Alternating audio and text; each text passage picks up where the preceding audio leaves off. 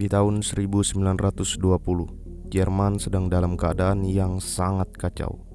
Negara ini baru saja kalah dalam Perang Dunia I dan terpaksa menandatangani perjanjian damai yang sangat merugikan negara mereka. Inflasi melambung tinggi, banyak orang yang kehilangan pekerjaannya, dan rakyat merasa dikhianati oleh pemimpin mereka sendiri. Di tengah kompleksnya kekacauan Jerman, tiba-tiba muncullah sosok seorang pria yang ingin menjadi penyelamat di tanah Jerman. Ia bernama Adolf Hitler. Hitler bukanlah orang kaya atau berpengaruh pada awalnya, tapi Hitler memiliki bakat yang luar biasa dalam pidatonya. Dia berbicara tentang kejayaan masa lalu Jerman, bagaimana bangsa mereka bisa kembali menjadi kuat, dan dia juga mengkritik habis-habisan para pemimpin yang dianggap lemah dan korup. Sehingga banyak orang yang merasa putus asa pada saat itu mulai tertarik dengan Hitler. Terutama para pemuda Jerman yang merasa masa depan mereka akan lebih baik jika Jerman di tangan Adolf Hitler. Inilah di mana era rezim Adolf Hitler dimulai, sang bapak diktator dunia. Mari kita bahas.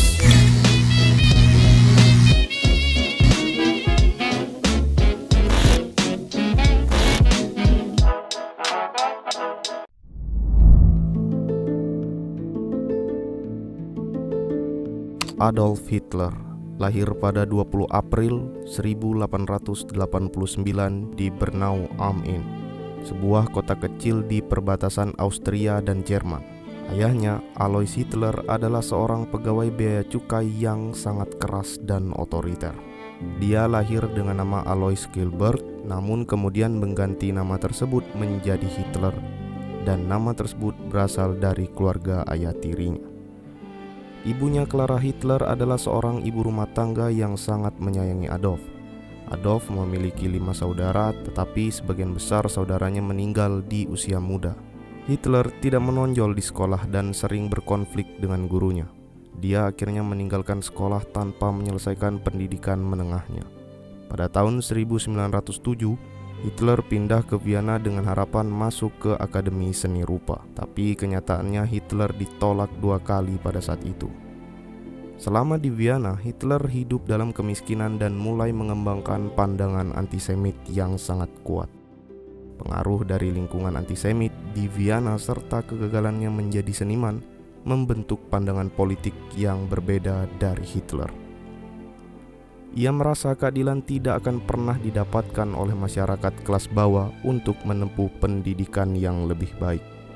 Di Vienna, Hitler juga dipengaruhi oleh karya-karya Karl Lueger, wali kota Vienna yang terkenal karena pandangan antisemitnya, dan juga oleh ideologi nasionalis Georg von Skorner. Selain itu, Hitler juga bekerja sebagai penjual lukisan untuk bertahan hidup. Kecewa dengan kehidupannya di Vienna, Hitler mulai pindah ke Munchen pada tahun 1913.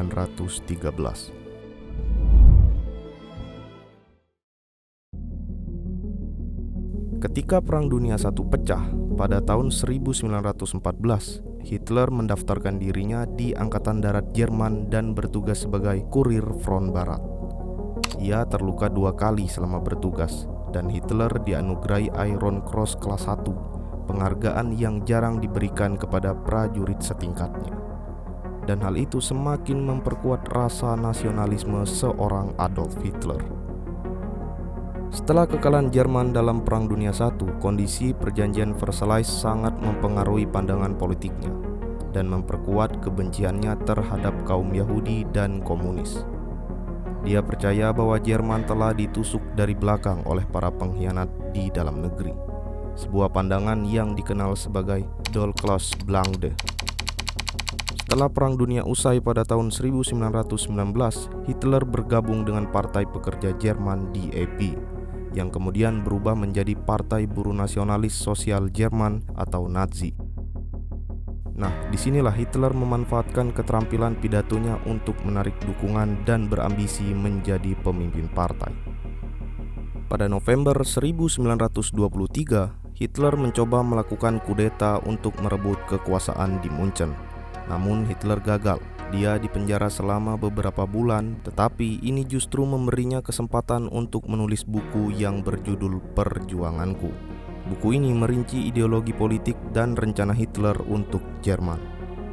Di dalam buku ini juga menguraikan pandangannya tentang nasionalisme ekstrim, rasisme, antisemitisme, dan juga ruang hidup bagi bangsa Jerman.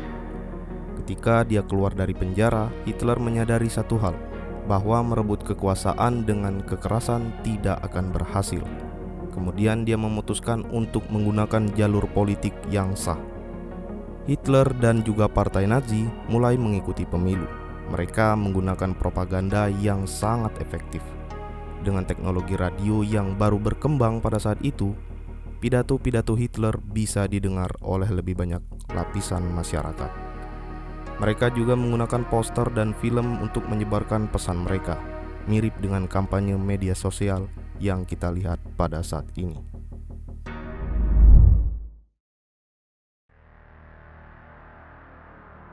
Pada tahun 1930-an, situasi ekonomi Jerman semakin memburuk akibat depresi besar yang melanda dunia. Banyak orang kehilangan pekerjaan serta rumah mereka. Hitler berjanji akan memberikan pekerjaan dan memulihkan ekonomi Jerman pada saat itu. Pada pemilu tahun 1932, Partai Nazi mendapatkan suara terbanyak di parlemen, meskipun mereka belum memiliki mayoritas yang absolut. Hitler segera memanfaatkan posisinya untuk memperkuat kekuasaannya. Pada 27 Februari 1933, terjadilah kebakaran besar yang menghancurkan gedung parlemen Jerman. Hitler dan para pemimpin Nazi menuduh kaum komunis sebagai pelakunya. Meskipun banyak yang percaya bahwa kebakaran itu mungkin saja diatur oleh Nazi sendiri untuk menciptakan krisis. Dengan alasan ancaman komunis, Hitler mendesak Presiden Hindenburg untuk mengeluarkan dekret kebakaran Reichstag yang memberikan kekuasaan darurat kepada pemerintah. Hak-hak sipil dasar seperti kebebasan berbicara, pers, dan berkumpul ditangguhkan. Orang-orang bisa ditangkap tanpa alasan yang jelas dengan alasan keamanan nasional. Pada pemilu bulan Maret 1933, meskipun Partai Nazi tidak mendapatkan mayoritas penuh, mereka cukup kuat untuk memanipulasi parlemen. Di sini Hitler mulai memainkan perannya. Hitler segera mendorong disahkannya Undang-Undang Pemberian Kekuasaan pada 23 Maret 1933 yang memberikan kekuasaan penuh kepada kabinet untuk membuat undang-undang tanpa persetujuan parlemen ataupun presiden. Ini sama saja dengan menghapus sistem demokrasi dan memberikan Hitler kekuasaan yang absolut. Pada saat yang sama, Presiden Jerman Paul von Hindenburg sedang dalam tekanan besar untuk menyelamatkan negara dari krisis.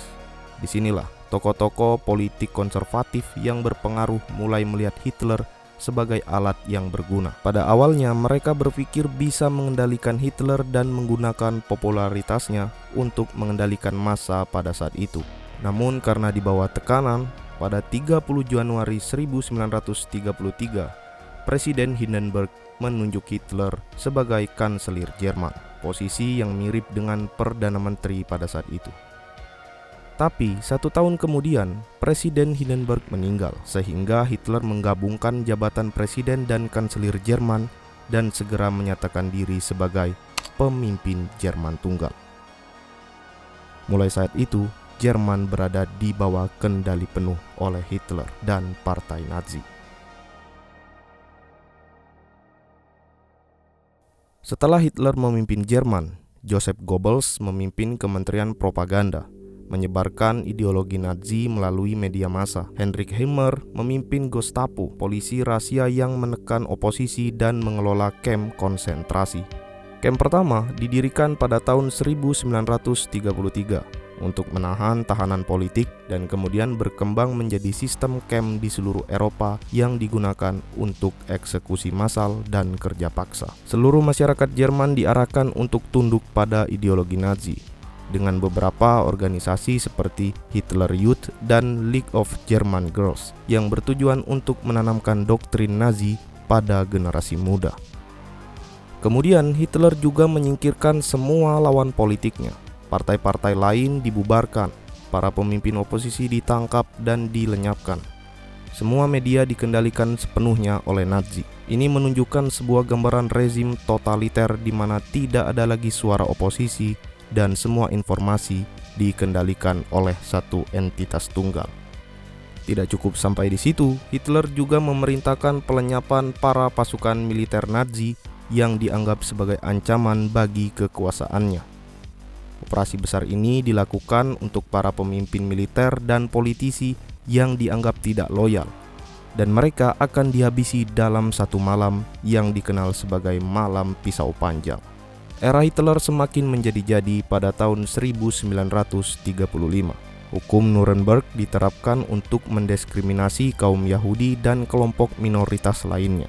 Hitler melarang mereka menikah dengan orang Jerman dan mencabut hak-hak kewarganegaraan mereka. Pada November 1938, terjadilah program anti-Yahudi yang dikenal sebagai Kristallnacht atau Malam Kaca Pecah, di mana toko-toko, sinagog, dan properti Yahudi diserang. Banyak orang Yahudi ditangkap dan dieksekusi.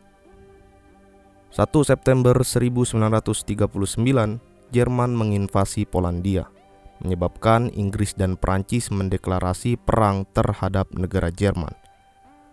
Taktik Blitzkrieg atau perang kilat digunakan oleh Jerman untuk menyerang pasukan dengan cepat dan efisien. Ini memungkinkan Jerman menguasai sebagian besar Eropa Barat dalam waktu yang sangat singkat. Dengan serangan ini, Jerman berhasil menduduki beberapa negara seperti Norwegia, Denmark, Belgia, Belanda, dan juga Prancis.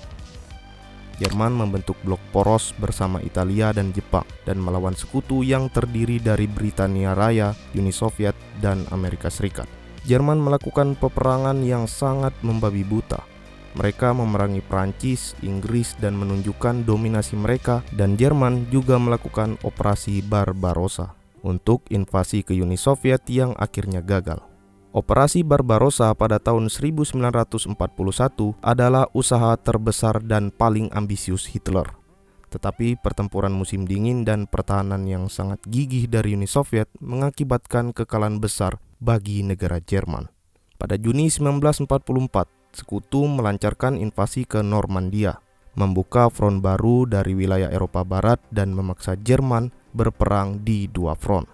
Kehilangan wilayah dan sumber daya strategis membuat posisi Jerman semakin terdesak, dan otoritas Hitler mulai tergerus akibat gempuran dari lawan-lawannya.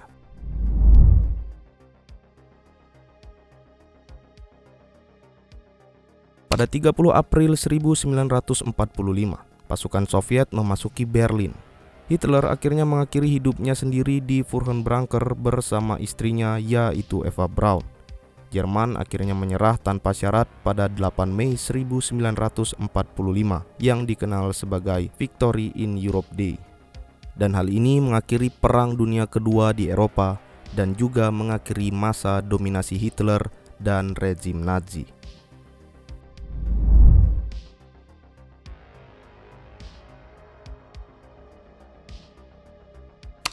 Holocaust adalah salah satu ide psikopat Hitler yang pernah diciptakan di masa pemerintahannya.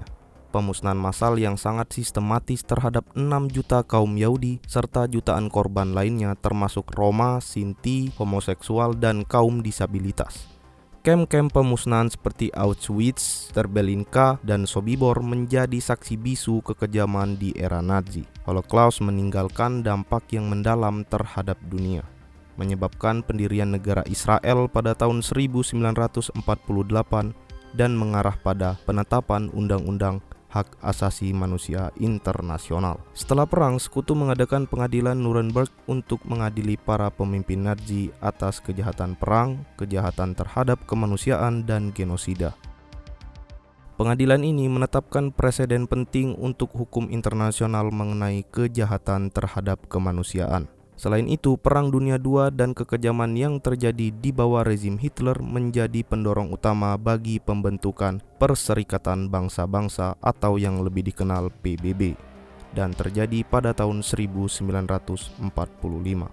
Pembentukan PBB ini bertujuan untuk mencegah terulangnya konflik global seperti genosida. Tapi pada kenyataannya PBB saat ini hanyalah sebuah omong kosong belaka, saudara-saudara.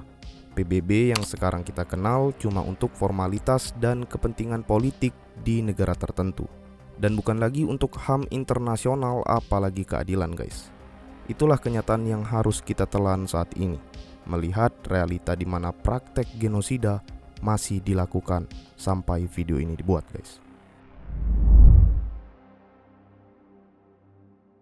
Adolf Hitler adalah contoh nyata betapa sadisnya genosida di masa pemerintahan Nazi. Jutaan manusia sudah menjadi korban atas tindakan yang telah mereka lakukan. Sebenarnya tidak ada yang lebih tinggi dari rasa kemanusiaan di muka bumi ini, guys. Tetapi Hitler menganggap nasionalis dan ambisinya lebih penting dari rasa kemanusiaan itu sendiri. Memang psikopat Pak Kumis yang satu ini, guys. Ambisi Hitler untuk menguasai Eropa bukanlah sekedar omong kosong. Pada akhirnya Hitler memang menunjukkan dominasi Jerman di kancah Eropa. Kediktatorannya menjadikan Jerman sebagai negara barat yang sangat ditakuti dunia pada saat itu. Dengan segala cara yang sangat radikal, Hitler ingin membawa Jerman berjaya di masa pemerintahannya. Dan sebelum video ini saya tutup, pertanyaannya kenapa seorang Adolf Hitler sangat membenci kaum Yahudi, guys? Jika kalian punya teori, tulis jawaban kalian di kolom komentar. Buat kalian yang belum nonton kasus tewasnya Presiden John F. Kennedy, klik di sini. Saya sudah bahas kasusnya secara lengkap dan detail di video ini, guys. Oke? Terima kasih yang sudah menonton. See you on the next video, guys. Bye-bye.